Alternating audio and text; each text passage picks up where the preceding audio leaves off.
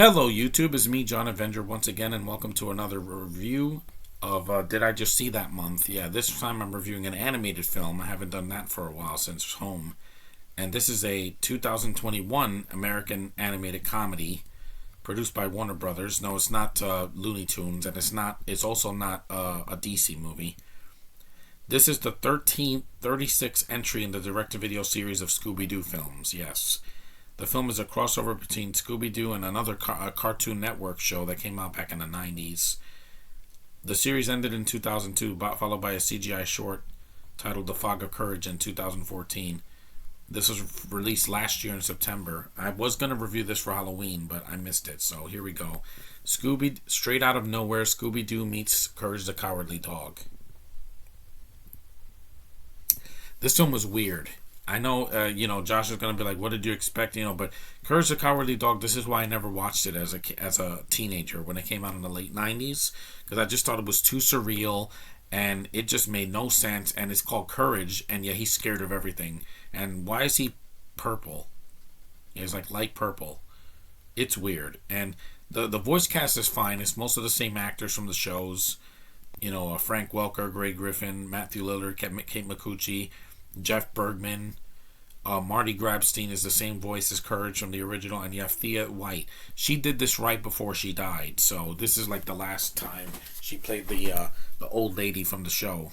I remember the animation, but it just was not for me. It was not my cup of tea.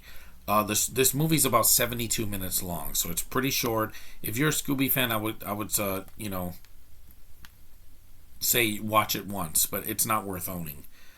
The synopsis. During an unmasking of a bank-robbing clown, Scooby hears a strange noise and is driven to dance and then runs away. Meanwhile, Courage appears to be having the same problem, though Muriel and Eustace Bagg don't seem to notice. The gang rushes after Scooby, only to find that they have ended up in nowhere, where a group of hostile cicadas are surrounding Courage and Scooby. After killing the cicadas, they are called inside the Bagg household, and they properly meet Muriel and Eustace, and then the plot goes from there.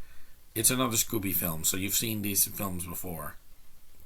You have other characters in it too. You have Paul Schulefer as Katz LaQuack, Nowhere newsman, and you have Chuck Montgomery as the lieutenant, or Mr. Glockenspiel, and Jeff Bergman does Eustace, and he does the computer as well.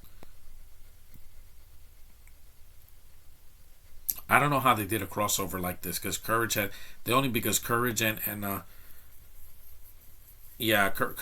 was in Cartoon Network like Scooby-Doo, but it's not even the same franchise. Like, Scooby's been around for decades, like much longer, and Bergman is actually taking the role of two voices that did Eustace back in the 90s. He had Lionel Wilson, who did the voice of him, and then Arthur Anderson, but they died in 2003 and 2016.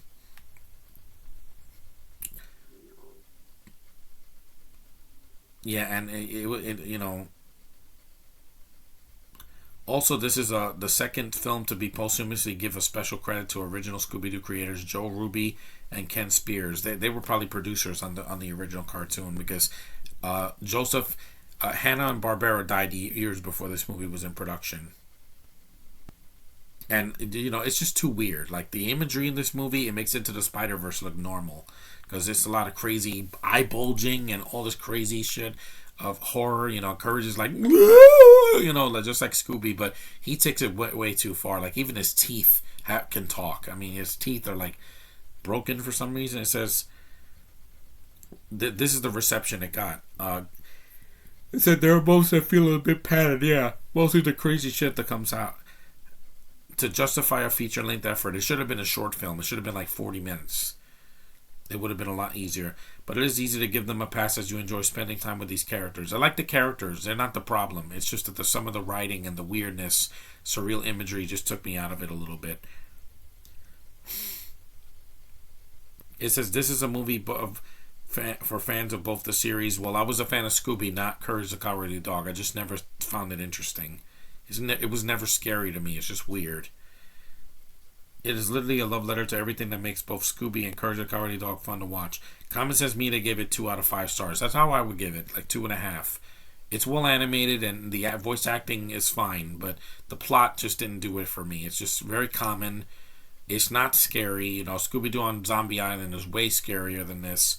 And Courage's, weird, eye bulging thing. It worked in Who Framed Roger Rabbit or The Mask because those are funny. This was not that funny either. I just thought it was kind of there.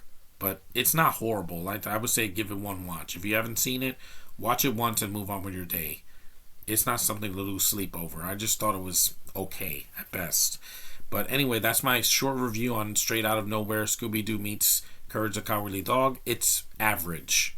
Not horrible, not great, just kind of in the middle. But I wouldn't watch it again because it's just, too weird. But anyway, thanks for watching. Take care. And I'll see you guys in the next review. Bye.